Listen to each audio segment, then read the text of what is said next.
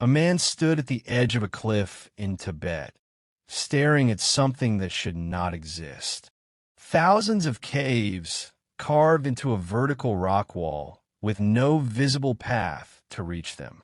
No Qurans, no modern tools, no clear explanation. And yet, they were there. Who built them? How did they reach those heights? And more importantly, why? Because the deeper you go into Tibet, the more you realize. Some of these places don't just challenge history. They quietly rewrite it. And this is just the beginning.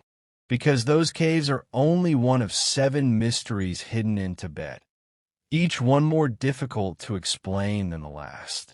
By the end of this journey, you might start questioning something much bigger. Not just how these were built, but whether we've been asking the wrong questions all along.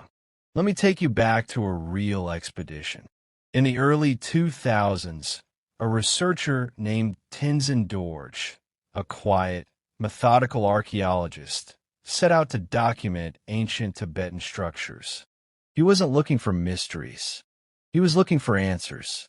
Equipped with cameras, notebooks, and climbing gear, Tenzin believed everything he would find could be explained through human effort, history, and time. But on his 3rd day in the Mustang region, that belief began to crack. Because what Tenzin saw wasn't just unusual, it was impractical. Caves carved 50 meters above ground, with no visible entry routes. Inside them, perfectly structured rooms, storage spaces, even ancient artwork. It wasn't random. It was planned, which raises a deeper question. If humans built this, why build it in a way that seems almost impossible to access? And then came the second discovery. Not far from the caves, Tenzin encountered massive stone structures. Walls where stones fit together so tightly, not even a blade could pass through. No mortar, no gaps, just precision. And this wasn't an isolated case. Across Tibet, similar construction appears again and again, separated by distance, but connected by design. So now the mystery expands. Different locations, same impossible detail.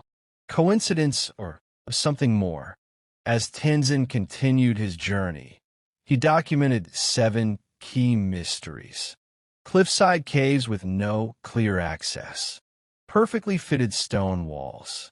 High-altitude monasteries built on near-vertical slopes. Underground tunnels connecting remote structures. Ancient carvings that show unknown symbols. Sites aligned with celestial patterns. And locations that remain restricted, even today. Each one, on its own, could be explained. But together, they form a pattern that doesn't sit comfortably within known history. Tenzin's notes became more cautious, less certain. He stopped writing conclusions. Instead, he started writing questions. Because the deeper he went, the clearer it became. This wasn't just about architecture. It was about limits.